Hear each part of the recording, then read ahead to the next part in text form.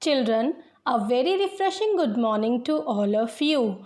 Today we will start with our reader book and we will read our next chapter, chapter number 4, As I Ventured. Children, it's a poetry, a poem. So before going through this chapter, I will tell you about poetry. What is a poetry or poem? Children, in simple words, poetry is a form of literature. In other words, poetry is a spontaneous overflow of powerful feelings. Spontaneous means the feelings that comes naturally in the heart of the poet. In other words, poetry is the best words in their best order. Children, this lesson, as I ventured, is also a poetry, a poem written by Mark Raymond Slaughter. Children, in this poem, the poet tells us how nature welcomes visitors when they come to the woods. He also shares us with his feelings, what happened with him when he tried to visit woods. How do the woods invite him, greet him, and behave with him? Let us read this poem in which the poet expresses his joy in the midst of the nature. How do the cuckoo, the butterfly, the deer, and the sun bless him? So, we will read only 4 stanzas today so that you can understand the chapter thoroughly. As I ventured to the wood, I stopped to draw on dewy air, let droplets shimmer in my hair that rested on my tranquil head as if a sense of cozy bed.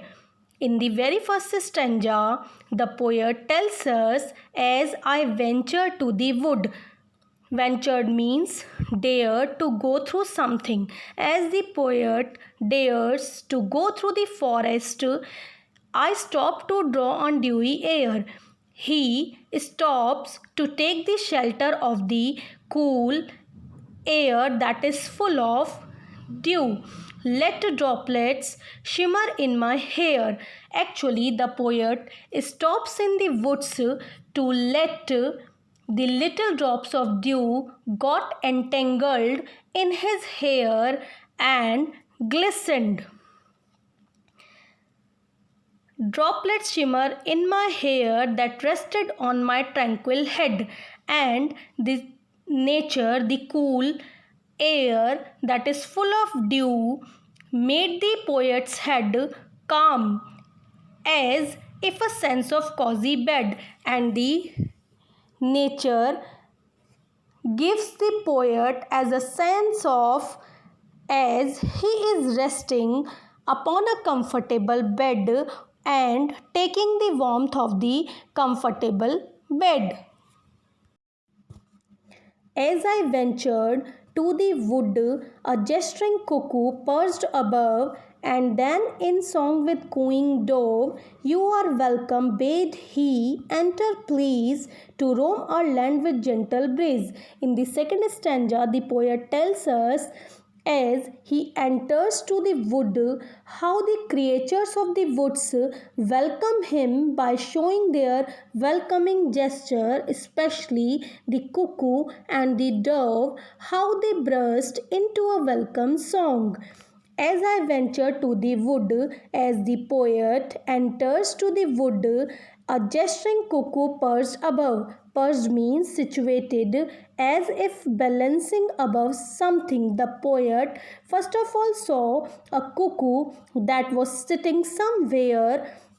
He welcomes poet by its gesture, and after that the poet listens the cooing dove, and he feels as the dove is singing and welcoming the poet and requesting the poet to come to their land and enjoy the cool breeze. As I ventured to the wood, A fallow deer of limpid eye gave care to glance at lucky eye. The heavenly aura brought her glow then, charmed me as would fine border. In the third stanza, the poet tells us as he enters to the wood, fallow means yellow, a yellow deer of limpid means bright.